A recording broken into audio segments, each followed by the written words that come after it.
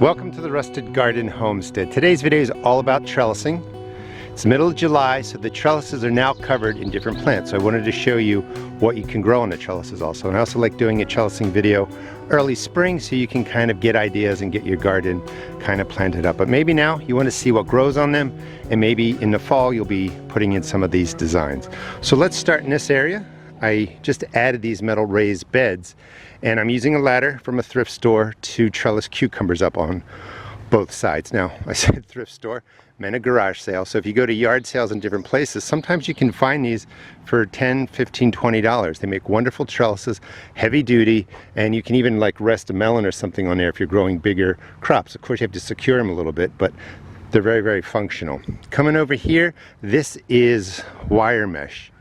And you find this, basically it's called ladder mesh or wire mesh. It's called ladder mesh if you're looking in Home Depot. They all don't have it. It's for masonry work or brickwork, so you have to look around for it. Every Home Depot does not have it. Don't ask me where to find it because I don't know which Home Depots have it. But it's wonderful. It comes in 10-foot pieces. It's really inexpensive, and you can see here I just weaved it through 6-foot posts, and I'm growing melons up them. It's really, really versatile. Here I just rainbow it over, and I'm growing cantaloupe up it. I have more examples of that too. These are heavy-duty wire tomato cages. They're not, you know, as big as I needed for these cantaloupe, but this is helping cantaloupe trellis up them. So you can use those heavy-duty tomato cages. The thinner wired ones just collapse and fall over. I made this out of deck railing. You can buy the deck railing pre-made, and it's just a hinge right in there, and that will close completely shut. It'll also open wider if you want it to. But cantaloupe growing up this side, heavy duty, can handle the heavy melons. Over on this side I have watermelons. I really like this space using the different trellises in here. If we spin around, I'm not using this one for anything right now. This is just PVC, and then down at the bottom, let's see if I can show you that. It's just a piece of rebar that you put into the ground, and then you can drop the PVC over it, and you can really shape it into whatever shape you want. I used to grow beans up there, but I changed up the landscape a little bit. Again, this is the ladder mesh, and you can see how I'm using it. I would just put the PVC through here, secure it to the ground with a piece of rebar, and then that creates a little bit of a trellis. We'll get down to that side in a little bit. Over here, just 3 6-8-foot pieces of wood, really, just X together, and it makes a nice trellis. Again, I used to have beans, but I put them all behind me. This is cattle panel, one piece. They come in, I think, 16 feet pieces, or 16-foot piece, 4 feet wide. You can make arches. I just use U-posts right in there, hammer in the U-posts, and then the cattle panel is just squeezed on the inside, and it wants to spring out. It stays in place. I'm using it for my cucumbers right over there, using it for some spaghetti squash right there. Another example of the ladder mesh and PVC. Let's come on over to here. So this is a place where I'm growing pole beans. These are just basic plastic plastic coated metal. You know, they're a little more expensive, but they don't rust if you're concerned about rust. I'm not concerned about rust. I've been having rust in my garden forever. That's a tree that died. I just put the tree into the ground, and now the bean plant is growing, you know, around the tree. That will look cool. You could just use sticks from your wooded area. You don't need anything fancy, but that will be enough to raise those pole beans up. I use right in there, that is a wire closet rack from Home Depot or Lowe's. They come in 6, 8, 10, 12-foot pieces. You can find them roadside sometimes. You can find them at thrift stores. I just secure them to some posts, and they're perfect for growing cucumbers, beans, even heavier melons or squash right up them. I'm not using them this year because I have tomatoes in here. This is a classic standard T-post. This is from Tractor Supply Store. You can get 4-foot, 6-foot, 8-foot, 10-foot T-posts there. They're a little more expensive, but they're going to last 20 years. I like using them for my tomato plants. All right, let's step out this way, spin around. This is more closet wire rack. These are the shorter pieces, and I just have 3 pieces right there, and I'm growing my cucumbers up them. Another example of the taller wire rack, and I have beans that are starting to grow right up that. Those beans will also go over to the sunflowers. I also use sunflowers as trellising. Another example of the cattle panel, instead of making it a tight U like right there in my walking path, this covers the entire bed, and my sun comes from this side. So with the beans growing up this, it creates shade, and I can grow some cooler crops down here. So you can angle the cattle panel different way so that the sunlight goes into the arches. So from here, the southern sun goes right into that space. On this side, it's blocked by the pole beans that are growing in there. That is my butternut squash, and this is concrete mesh. This is what you sink into concrete when you want to reinforce it. You can find that at the big box stores, and it's just on its side, secured with wire to some U-posts, which you can also find at the big box stores. Perfect for bringing up the butternut squash. Handles a good load.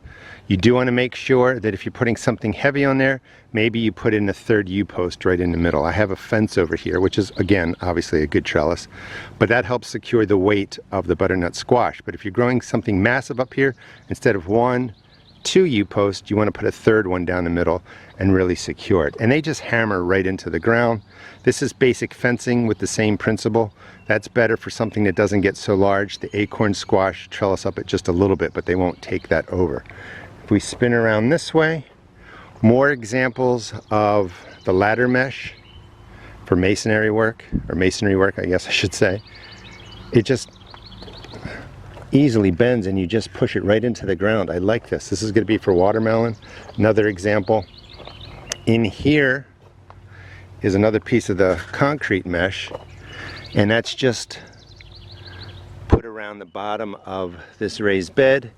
And you know, I put this in before I filled the dirt. The dirt keeps it in place, and this is where I'm growing a cucumber. I'm growing with shade cloth, because when it starts getting into the 90s, cucumber plants, tomato plants, pepper plants shut down.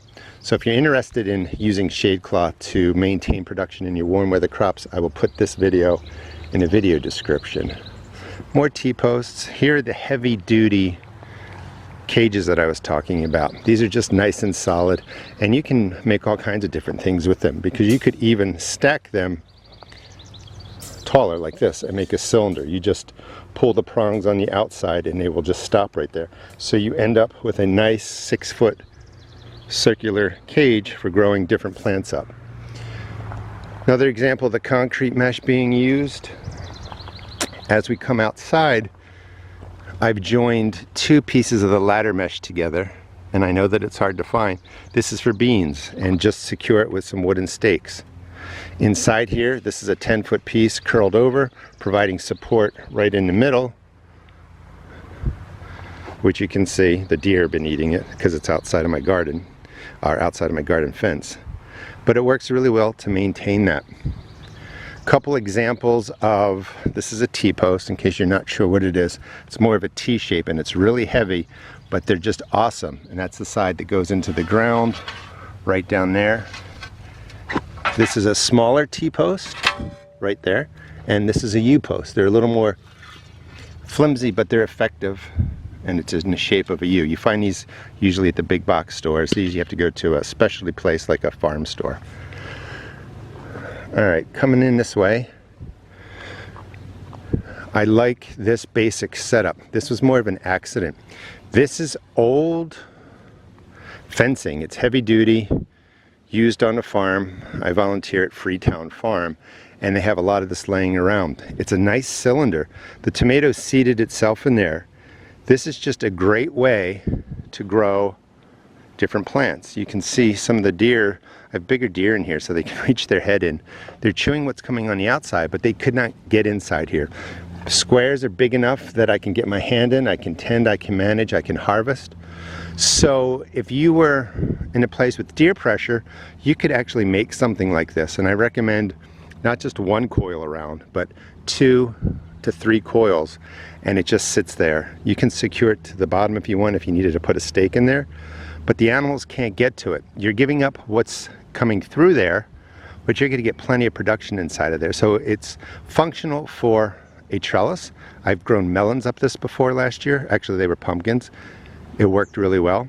You could put this inside of a fence and then you don't have to worry about the deer, but this has a dual purpose. This is just made out of basic chicken wire. It's not very strong, but it'll manage light crops, and I'm using that to bring up a cherry tomato, which could end up being too heavy for it, but you just, you know, stretch out a 12-foot piece of the chicken wire. You can get stronger chicken wire, and then you just weave bamboo poles through it, and then you make a nice little triangle, and you can grow stuff up one side and down the other side. The stronger the material, like this is really fine and weak chicken wire. If you get a stronger material, the trellis is going to be sturdier. Here's an example of one that's pre-built. This is outside my garden fence. A cucumber seeded itself there, so I just got my A-frame trellis, and that's what it's called. It's just an A-frame trellis.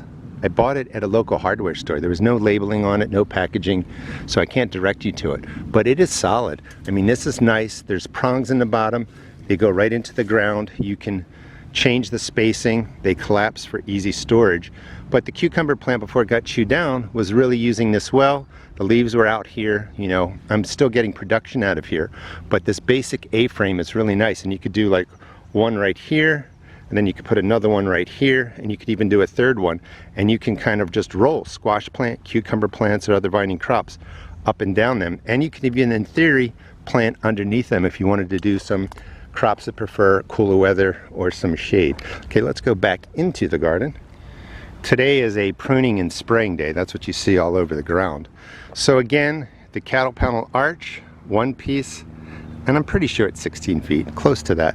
You just drop it in there. You do need a truck or something larger to get them home.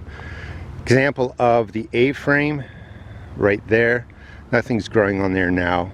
I use the thinner tomato cages for pepper plants. They just don't work for tomatoes. Tomatoes get too heavy, but they're perfect for supporting pepper plants. Another example right here, and this is something that is a little bit more solid. This is the T-posts, 1, 2, 3, some fencing right up there going all the way up. You can make this as high as you want depending on what you're growing.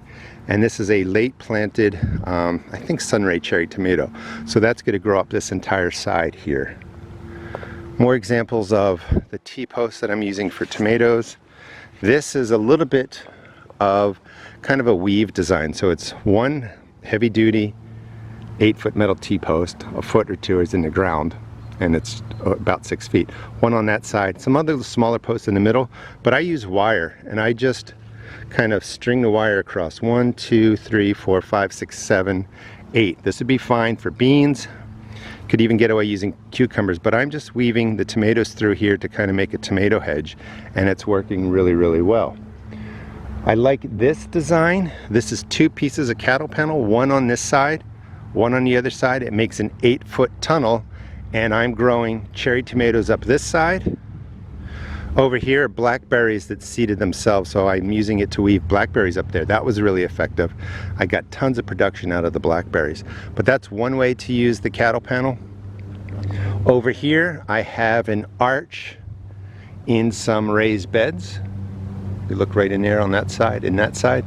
Again, that is made with the cattle panel, and I dropped each side right into there. Then I filled it with dirt. The panel wants to spring outward, but it just makes this beautiful arch. And I'm growing purple or burgundy pole beans in there. A mass planting of 10, 12 foot tall sunflower seeds. I don't know if you can see it, but there are beans growing in that too. So you can grow plants to use as trellises. Cucumbers on this side, just another look at where we started with the deck railing that I built. Again, here's a close-up of the hinge. You just want to buy a really heavy-duty hinge and just put it right in there, and you have a beautiful, strong trellis. Different view of the garden from this side. So these are different options that you can use to create any kind of trellising you want. I really do recommend growing vertically because it will save you space. You can get more plants into your area. I think it looks really cool.